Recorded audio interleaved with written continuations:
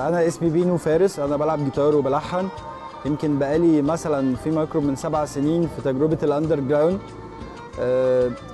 فكره صوت الشارع ابتدت ازاي؟ يمكن انا كنت بلعب فرقه اسمها تاكسي، ولسبب خلافات ما كل واحد خد سكه، وابتدت الفكره ان احنا نعمل اغنيه اسمها مصر بالليل. فابتديت اكلم نور محفوظ وقلت له يلا بينا. نور محفوظ صوت قوي جدا، قلت له يلا بينا نعمل حاجه، نقرر ان احنا نسميها ايه. كان لسه الفكره بتاعت الاسم ما جاتش. قررنا نعمل مصر بالليل، وجي بدر يسجل معانا كمانجا، وابتدت فكره التجميع ان احنا نعمل تراك يشيل اسم الفرقه. وقلنا هنبتدي من حيث انتهى الاخرون، يعني مش هنبتدي زي ما كل الناس بتبتدي حفلات علشان بعد كده تعمل تراك سنجل وبعد كده تعمل كليب. فبس فجت من هنا فكره مصر بالليل. قعدنا ندور على الاسم فتره كبيره، وفي الاخر قررنا ان احنا نسميه صوت الشارع. وليه صوت الشارع؟ يمكن احنا حبينا نعبر عن كل حاجه بتحصل جوه الشارع. ممكن نختار مليون الف اسم، بس فكره انك ليه تختار اسم، هو تختار اسمه والسلام، لا، هي فكره انك تختار اسم ليه معنى.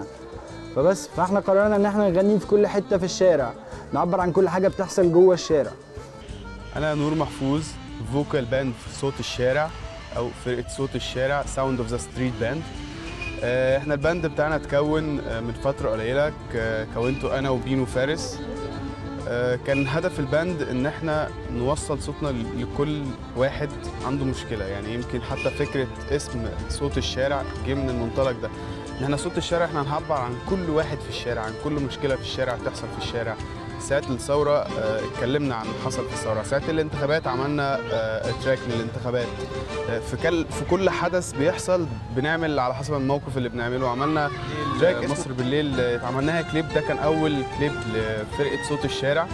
الحمد لله عجب الناس قوي، الحمد لله. يمكن بنتعامل مع ناس كتير قوي، بنتعامل مع شعراء كتير، بنتعامل مع ملحنين كتير، بنتعامل مع موزعين كتير. في الحفلات بتاعتنا ركزنا قوي على الحفلات، ان احنا ننزل حفلات لايف.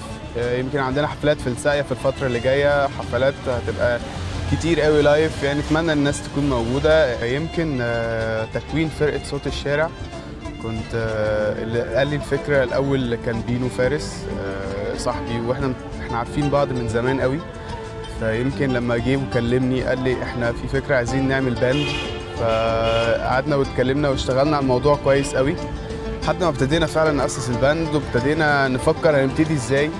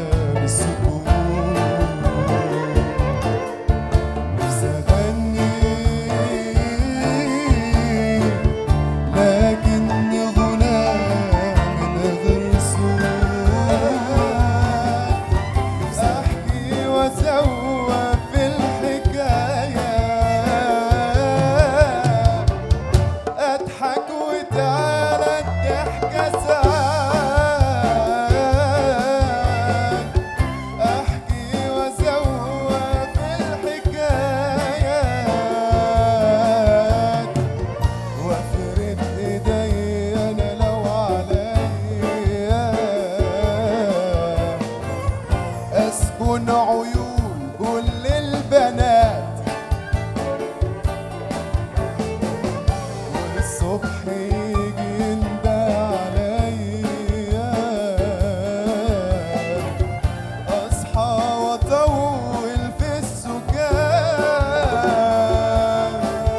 نفسي اغني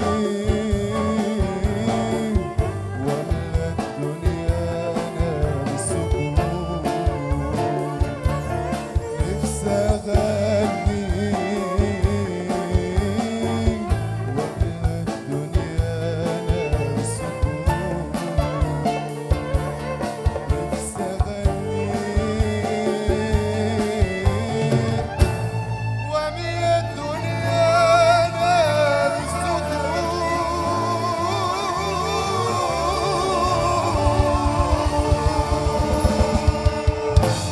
بدر مصطفى، بلعب كمانجا في باند صوت الشارع.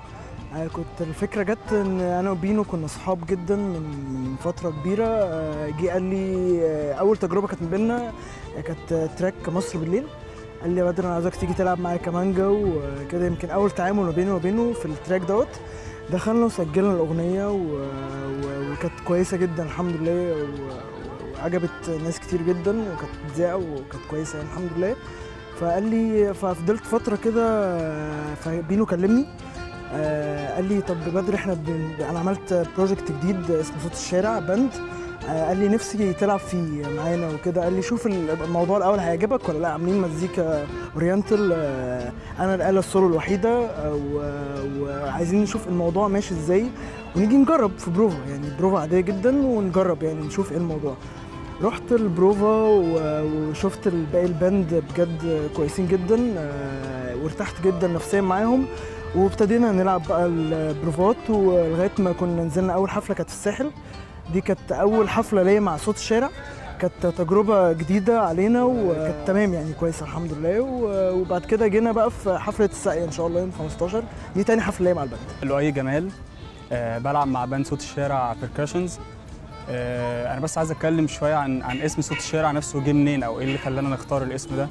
هو جاي من حته ان كل الناس في الشارع يعني معاها صوت الشارع مستمر طول الوقت في اليوم، يعني لحظه بلحظه في اليوم صوت الشارع موجود معاهم، حتى لو اتقفل عليهم باب او اتقفل عليهم شباك برضه صوت الشارع لسه مكمل معاهم. فاحنا كنا بنشتغل على النقطه دي، اللي احنا محتاجين حاجه تبقى مسموعه وواصله للناس بشكل مستمر، فاخترنا اسم صوت الشارع من الحته دي. عندنا اغاني كتير بنتكلم عن صوت الشارع، يعني احنا بنتكلم ممكن في بنوصف ليله هاديه في وسط الشارع. احنا كنا مهتمين جدا اسمنا يكون موجود مع الناس، يعني صوت الشارع يكون موجود مع الناس لحظه بلحظه، حتى لو في باب اتقفل على الناس او شباك اتقفل على الناس لسه صوت الشارع مستمر مع الناس. فحتى في كلام اغانينا يعني احنا بنوصف في ليله هاديه وفي برد الشتاء والقلوب متكلفته، ده كلام اغاني موجود معانا. الكلمات بتاعتنا مختلفه ومتنوعه، المزيكا بتاعتنا مختلفه ومتنوعه جايه من كل واحد فينا يمكن يشتغل في المزيكا من زمان وبيلعب مزيكا من زمان، فكل واحد فينا عنده لون مختلف. قدرنا ان احنا نجمع كل ده مع بعض ونعمل مزج ما بين كل واحد فينا ان احنا نطلع مزيكا بشكل مختلف.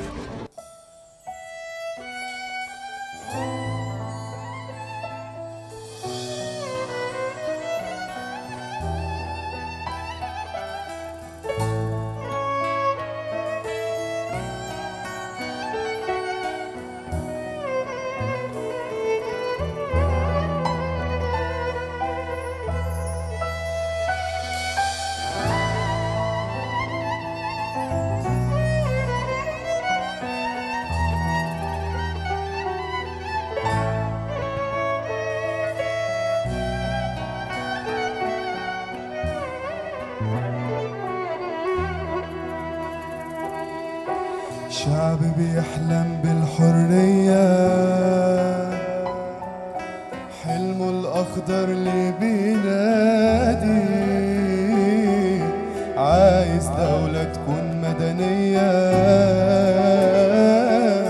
وفي التحرير يصرخ يا بلاد. شعب بيحلم بالحرية،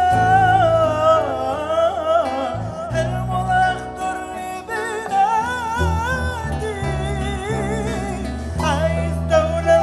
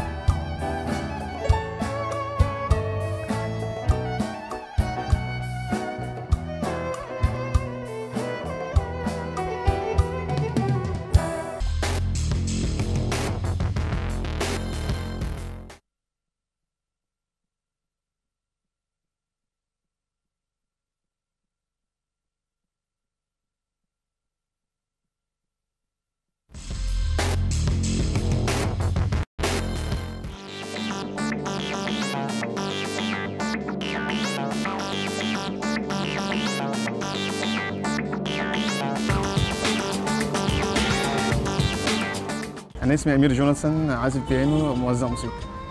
أنا دخلت فرقة صوت الشارع عشان بتعبر عن نبض الشارع المصري ومشاكلهم والسلوكيات الاجتماعية.